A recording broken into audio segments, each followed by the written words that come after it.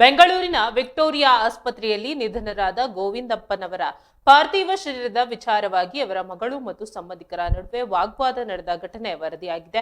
ಈ ಘಟನೆಯು ಆಸ್ಪತ್ರೆಯಲ್ಲಿ ಬಿಗುವಿನ ವಾತಾವರಣ ನಿರ್ಮಾಣ ಮಾಡಿತ್ತು.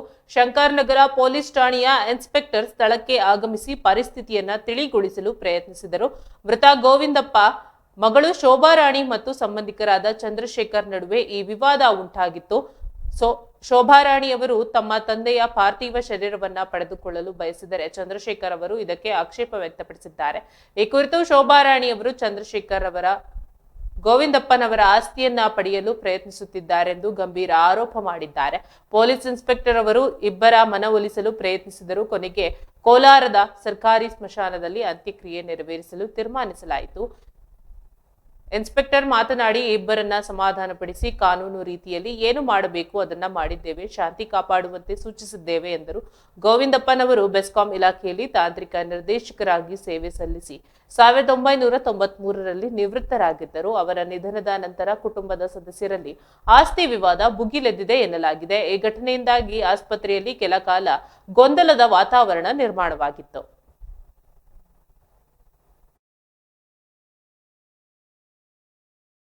ಅಂತ ನಾವು ಗೋವಿಂದಪ್ಪನವರ ಅಕ್ಕನ ಮಗನ ಹೆಂಡತಿ ನಾವು ಎಷ್ಟೇ ಮಾಹಿತಿ ಕೇಳಿದ್ರು ರಂಗದೊರೆಯವರು ಯಾವುದೇ ನಮಗೆ ಮಾಹಿತಿ ಕೊಡದೆ ಚಂದ್ರು ಅನ್ನೋರಿಗೆ ಥರ್ಡ್ ಪರ್ಸನ್ ಅನ್ನೋರಿಗೆ ಎಲ್ಲ ಪ್ರತಿಯೊಂದು ಇದು ಮಾಡಿಕೊಟ್ರು. ಈಗ ನಾವು ಏನೇ ಕಾನೂನು ಪ್ರಕಾರ ಓಡಾಡೋಕ್ಕೆ ನಾವು ರೆಡಿ ಇದ್ದೀವಿ. ನಿನ್ನೆ ತುಂಬ ದೌರ್ಜನ್ಯ ಮಾಡಿ ನನ್ನ ಮಕ್ಕಳಿಗೆ ಮ್ಯಾನ್ ಹ್ಯಾಂಡ್ಲಿಂಗ್ ಮಾಡಿ ಎಳೆದಾಡಿ ಅದು ಶವನ ಎತ್ಕೊಂಡೋಗಿ ಎಷ್ಟು ಒಂದು 20 ಜನ ಕೋಲಾರಿಂದ ಕರ್ಕೊಂಬಂದು ಪ್ರತಿಯೊಂದು ಇದು ಮಾಡಿದ್ರು, ನಮಗೆ ತೊಂದರೆ ಕೊಟ್ಟರು. ಪೊಲೀಸವ್ರ ಮುಖಾಂತರ ಹೋದ್ರು ನಮ್ಗೆ ಯಾವುದೂ ಪ್ರಯೋಜನ ಆಗ್ತಿಲ್ಲ. ನಮಗೆ ಅವ್ರ ಬಾಡಿ ನಮಗೆ ಬೇಕು. ಅವ್ರ ಮಗಳಿದ್ದಾರೆ, ಅಕ್ಕನ ಮಗ ಇದ್ದಾರೆ, ಎಲ್ಲ ಸಂಸ್ಕೃತವಾಗಿ ಏನು ಮಾಡಬೇಕು ಅದು ಪದ್ಧತಿ ಪ್ರಕಾರ ನಾವು ಮಾಡೋಕ್ಕೆ ನಾವು ರೆಡಿ ಇದ್ದೀವಿ. ಅವ್ರ ಶವನ ನಮಗೆ ಹ್ಯಾಂಡ್ ಓವರ್ ಮಾಡಬೇಕು ಅನ್ನೋದು ನಮ್ಮ ಒಂದು ಮನವರಿಕೆ ಮಾಡಿಕೊಡ್ತಾ ಇದ್ದೀವಿ. ಗೋವಿಂದಪ್ಪ ಅವರ ಒಬ್ಬಳೇ ಮಗಳಾದ ನಾನು ಶೋಭಾರಾಣಿ ಹೇಳ್ತಾ ಇರೋದು. ನಾನು ಎಲ್ಲರ ಹತ್ರ ಕೇಳ್ಕೊತಾ ಇರೋದು ಅಷ್ಟೇ, ನಮ್ಮ ತಂದೆದ ಅಂತ್ಯ ಸಂಸ್ಕಾರನ ನಾನೇ ಮಾಡಬೇಕು, ನನಗೆ ಒಪ್ಪಿಸ್ಕೊಡಿ ಅಂತ ಎಲ್ಲ ಕಡೆಯೂ ಕೇಳ್ಕೊತಿದ್ದೀನಿ. ಪೊಲೀಸ್ನವ್ರು ಸಹ ಕೇಳ್ಕೊತಾ ಇದ್ದೀನಿ. ಆದರೆ ಚಂದ್ರಶೇಖರ್ ಅನ್ನೋರು ನಮ್ಗೆ ತುಂಬ ಹಿಂಸೆ ಕೊಟ್ಟು ಎಲ್ಲದಕ್ಕೂ ತಡೆ ಒದುತ್ತಾ ಇದ್ದಾನೆ. ಇಲ್ಲಿ ಮಾರ್ಚೂರಿಯಲ್ಲಿ ಇಲ್ಲಿ ಕಾಯ್ಕೊಂಡು ಕೂತಿದ್ದೀವಿ ನಾವು. ಯಾರು ಇನ್ನೂ ಒಬ್ಬರು ಪೊಲೀಸ್ನವ್ರು ಸಹ ಬಂದು ಏನೂ ತೀರ್ಮಾನ ಮಾಡಿಲ್ಲ. ನಿನ್ನೆ ಮಧ್ಯಾಹ್ನ ತೀರೋಗಿರೋದು ನಮ್ಮ ತಂದೆ ರಂಗದೊರೆ ಹಾಸ್ಪಿಟ್ಲಲ್ಲಿ. ಏನೂ ಪ್ರಯೋಜನ ಆಗ್ತಾಯಿಲ್ಲ. ಇಲ್ಲೇ ವೆಯ್ಟ್ ಮಾಡ್ತಾಯಿದ್ದೀವಿ, ಬೆಳಗ್ಗೆಯಿಂದನೂ ವೆಯ್ಟ್ ಮಾಡ್ತಾಯಿದ್ದೀವಿ, ನಿನ್ನೆಯಿಂದ ವೆಯ್ಟ್ ಮಾಡ್ತಾಯಿದ್ದೀನಿ. ನಾನು ಚಂದ್ರಶೇಖರ್ ತುಂಬ ಹಿಂಸೆ ಕೊಟ್ಟಿದ್ದಾನೆ ನನಗೆ. ಮನೆ ಹತ್ರ ಹೋದಾಗಲೂ ತುಂಬ ಪ್ರಾಬ್ಲಮ್ ಮಾಡ್ತಿದ್ದ. ನಮ್ಮ ತಂದೆಯವ್ರು ನೋಡೋಕ್ಕೆ ಹೋದಾಗ ಬೀಗಗಳನ್ನೆಲ್ಲ ಚೇಂಜ್ ಮಾಡಿಸೋನು, ಗಲಾಟೆ ಮಾಡಿಸೋನು ಟೆನ್ನಿಂಗ್ಸ್ಗಳ ಕಡೆಯಿಂದ. ಇವಾಗ ಈ ಥರ ತೊಂದರೆ ಕೊಡ್ತೀನಿ. ದಯವಿಟ್ಟು ನನಗೆ ನ್ಯಾಯ ದೊರಕಿಸ್ಕೊಡಿ. ನಮ್ಮ ತಂದೆದ ಅಂತ್ಯ ಸಂಸ್ಕಾರ ನಾನೇ ಮಾಡಬೇಕು, ನನಗೆ ದೊರಕಿಸ್ಕೊಡಿ.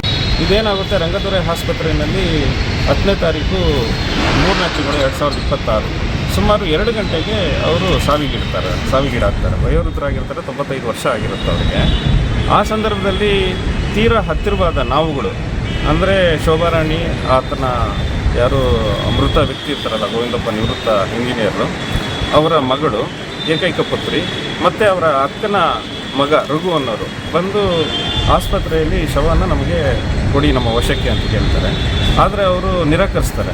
ಯಾರು ಕೋರ್ಟ್ ಆರ್ಡರ್ ಇದ್ದರೂ ಕೂಡ ಯಾರು ನಮ್ಮ ರಂಗದೊರೆ ಆಸ್ಪತ್ರೆ ಶಂಕರಪುರಂ ಅಂತೇಳಿ ಚಾಮರಾಜಪೇಟೆಯಲ್ಲಿ ಅವರು ನಿರಾಕರಿಸ್ತಾರೆ. ಆನಂತರ ನಾವು ಪೊಲೀಸನ್ನ ಅಪ್ರೋಚ್ ಮಾಡ್ತೇವೆ. ಪೊಲೀಸರು ಏನು ಮಾಡ್ತಾರೆ, ಇಲ್ಲಿ 2 ಗುಂಪಿದೆ, ನಾವೇನು ಡಿಸೈಡ್ ಮಾಡಲಿಕ್ಕೆ ಆಗೋದಿಲ್ಲ. DNA ಟೆಸ್ಟ್ ಆದ ನಂತರ ನಾವು ನಿಮಗೆ ಯಾರಿಗೆ ಶವನ ಯಾರು ಸುಪರ್ದಿಗೆ ಕೊಡಬೇಕು ಅಂತೇಳಿ ನಾವು ಡಿಸೈಡ್ ಮಾಡ್ತೀವಿ ಅಂತೇಳಿ ಸುಮಾರು ರಾತ್ರಿ 9:15 ಗಂಟೆಯಲ್ಲಿ ಅಂದರೆ 10ನೇ ತಾರೀಕು ಮಂಗಳವಾರ ರಾತ್ರಿ ಸುಮಾರು 10 ಗಂಟೆ ಆಗಿರ್ತದೆ. ಆ ಸಂದರ್ಭದಲ್ಲಿ ವಿಕ್ಟೋರಿಯಾ ಹಾಸ್ಪಿಟಲ್ ಬೆಂಗಳೂರಿನಲ್ಲಿ ಈ ಶವಾಗಾರ ಅಂದರೆ ಮಾರ್ಚುರಿಯಲ್ಲಿ ತಂದು ಆ ಶವನ ಸೇಫಾಗಿ ಇಡ್ತೇವೆ.